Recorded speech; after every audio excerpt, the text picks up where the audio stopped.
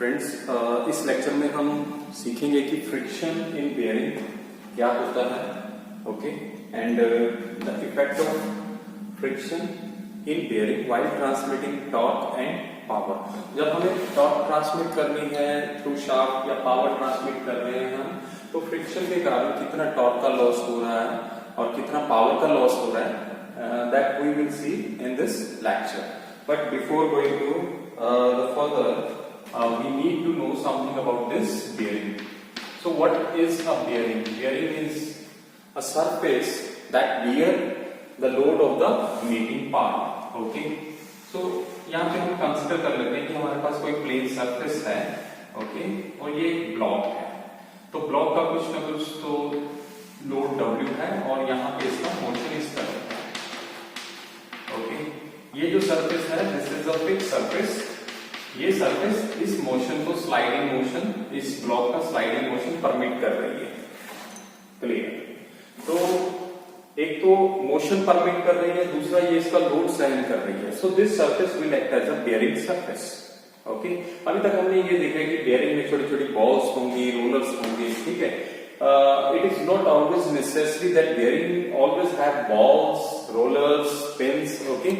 Sometimes two surfaces having sliding motion, okay, with each other, and in that case one surface may act as a bearing, which is bearing the load of the other mating member. यानी कोई एक ऐसी surface जो दूसरा mating member है उसका load सहन कर रही है और उसका मोशन भी परमिट कर रही है, उसको भी हम bearing बोल देंगे, ठीक है। In this lecture we will discuss about pivot bearing and collar bearing, okay. So हमारे पास अभी वैसे तो बहुत सारे बेयरिंग्स हैं, ठीक है, जो आप नेक्स्ट लेक्चर्स में देखेंगे, but right now we are dealing with the two bearings, okay. One is the pivot bearing,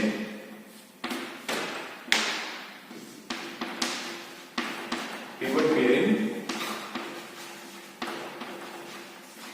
another is the collar bearing.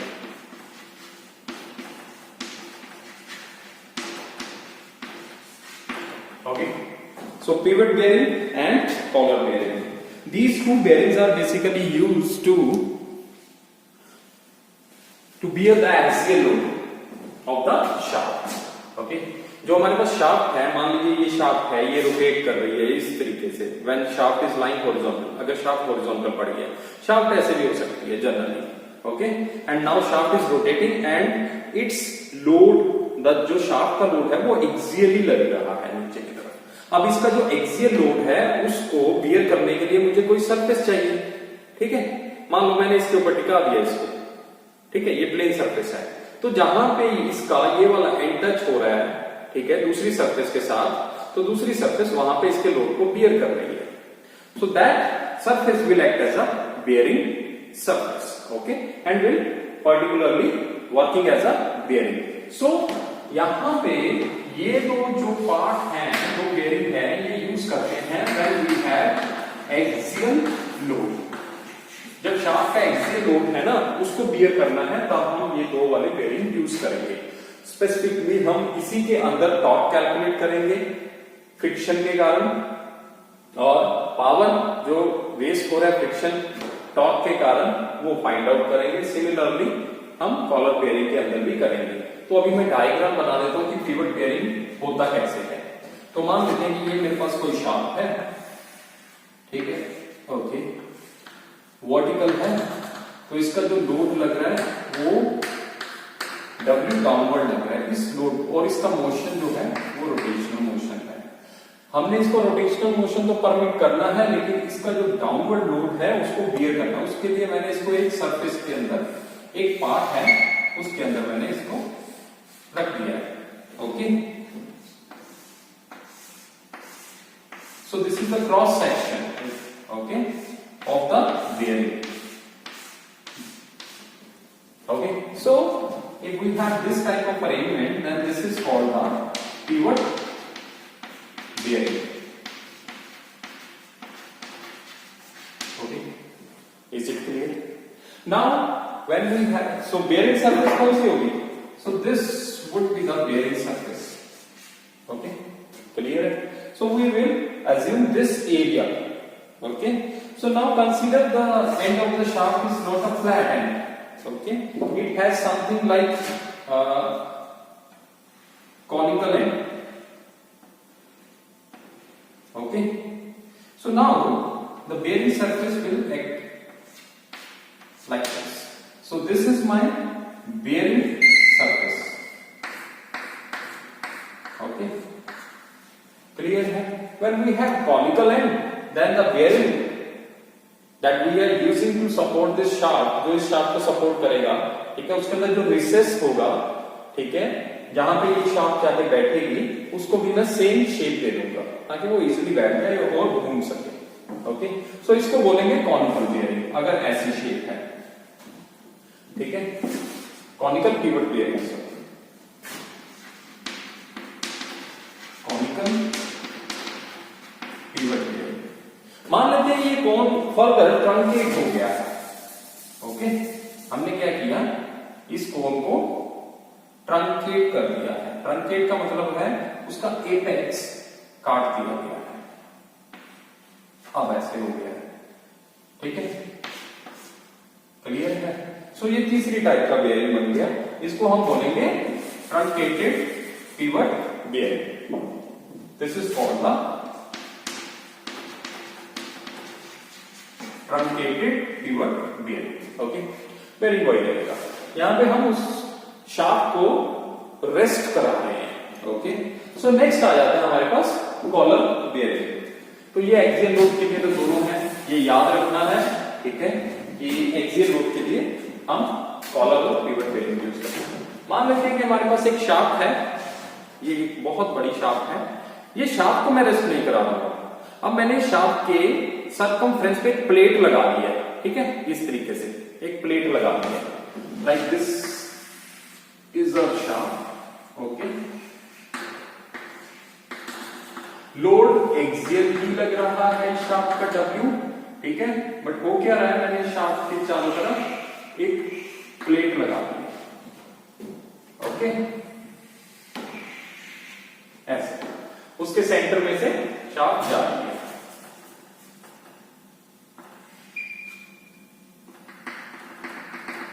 ठीक, ये प्लेट लगा, इसको मैंने नट से स्क्रू से फिक्स कर दिया.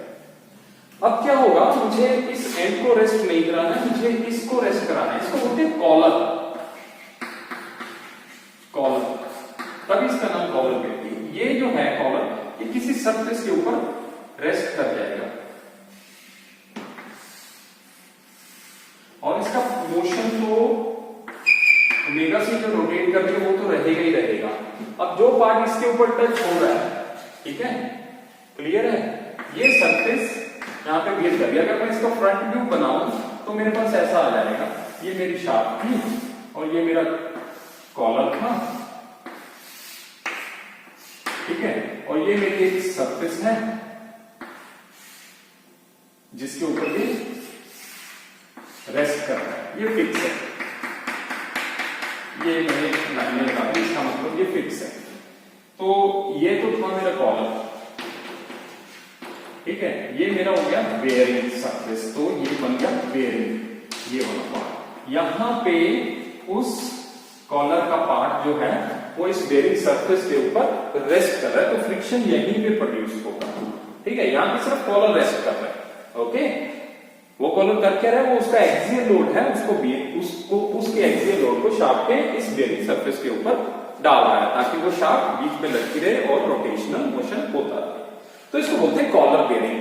कई बार ऐसा होता है कि हमारे पास शाफ्ट का जो लोड है वो बहुत ज्यादा है, तो हमारे पास जो सिंगल कॉलर है वो काम नहीं करता. ठीक है, उसके ऊपर जो प्रेशर जनरेट हो रहा है वो काफी ज्यादा हो रहा है. तो उस केस में मैं एक से ज्यादा कॉलर यूज कर लेता हूं. ठीक है, ऐसा जो कॉलर है वो यहां पे भी आ जाएगा.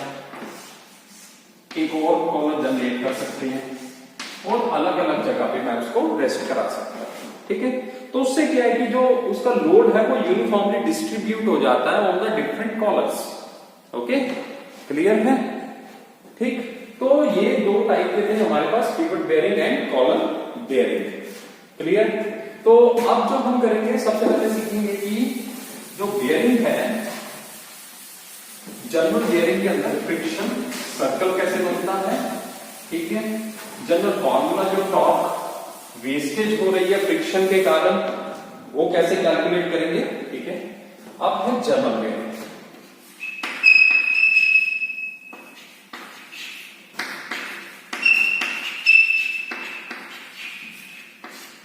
जनरल बेयरिंग, यहां पे वर्ड आ गया बेयरिंग, तो हमें मालूम पड़ गया कि जो सरफेस किसी का लोड उठा रही है, ठीक है। मान लो ये मेरे पास मेरी शाफ्ट है, यहाँ पे मेरे पास कोई ऐसा पार्ट है जो सर्कुलर शेप में है, एनुलस है, अंदर जगह है, मैंने उसके अंदर ये शाफ्ट रख दी, वो शाफ्ट रोटेट कर रही है, तो बाहर वाला जो एनुलस पार्ट है वो बेयरिंग बन जाएगा। तो ऐसे ही हमारे पास जनरल होता है। जनरल का मतलब है मेरे पास मान लेते हैं कि ये कोई बेयरिंग है, ठीक है, और इसके अंदर ये मैंने शाफ्ट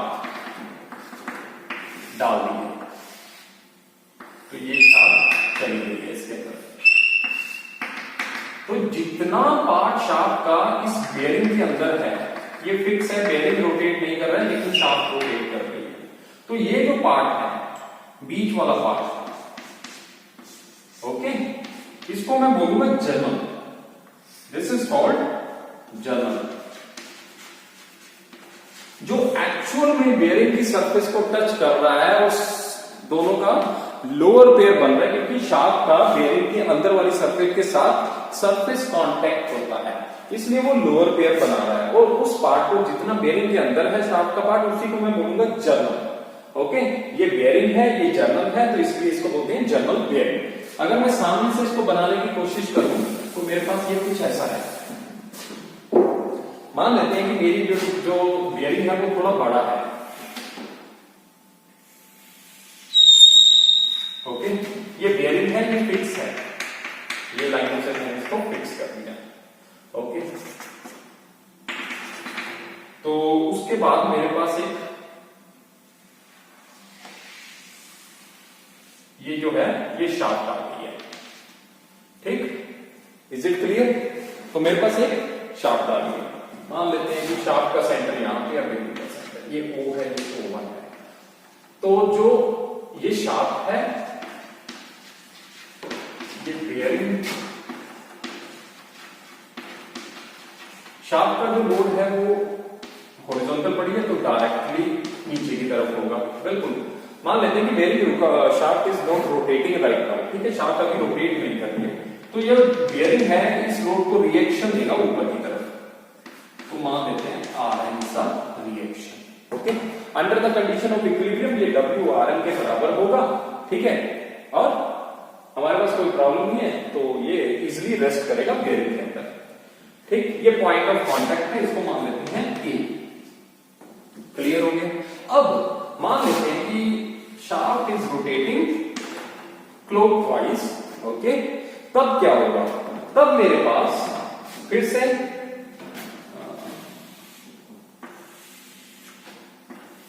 मान लेते हैं यही बेयरिंग था, ओके, और अब जो है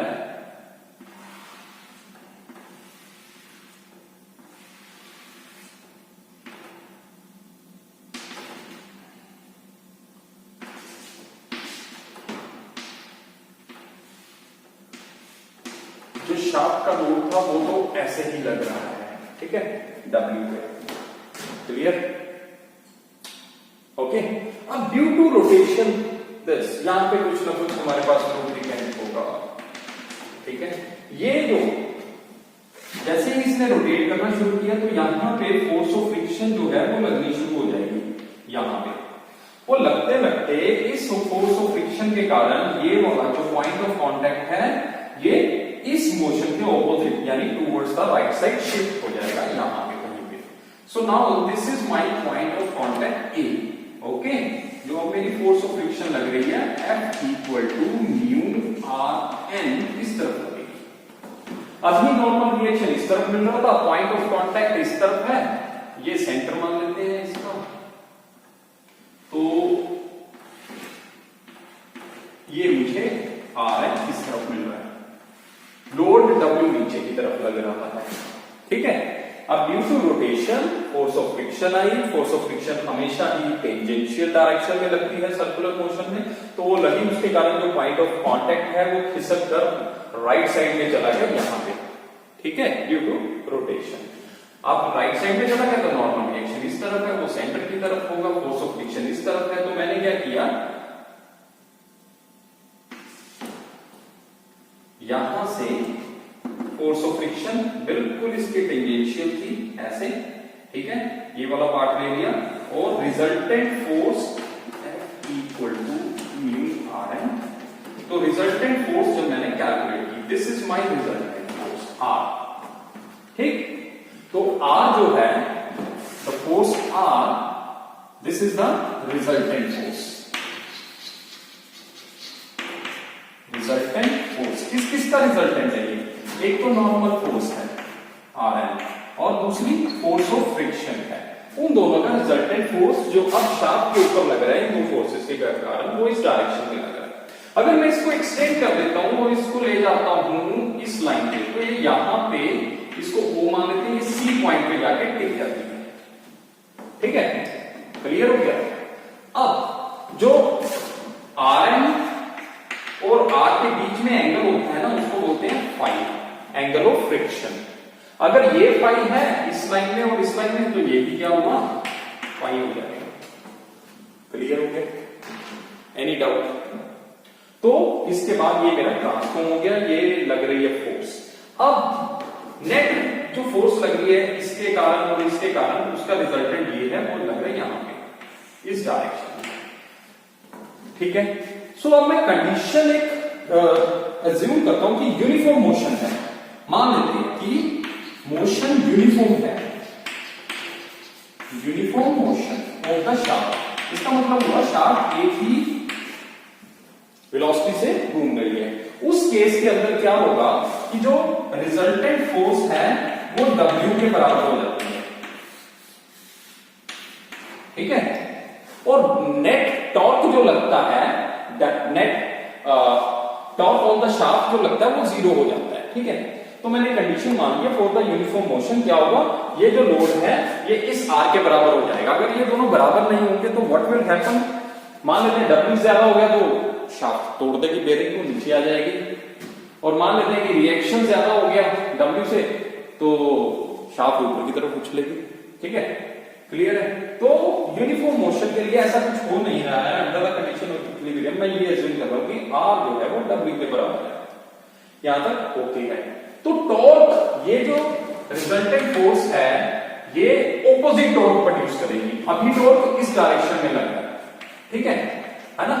टॉर्क का मतलब इफेक्ट क्या है, रोटेशन है इन द क्लॉकवाइज डायरेक्शन, लेकिन ये रेजिस्टेंस इस तरफ लग रहा है, ये रिएक्शन रिजल्टेंट फोर्स इस पॉइंट के अबाउट ये इसको ऐसे रोटेट करेगी। तो इस रिएक्शन ने, यानी इस फोर्स ने इस पॉइंट के अबाउट एक टॉर्क प्रोड्यूस कर दिया है, ठीक है। वो किसके बराबर होगा हमारे पास, वो generally torque due to resisting force वो है OC, ठीक है, यानी OC sorry R into OC, force into OC, ठीक है, ये टॉर्क प्रोड्यूस हो जाए।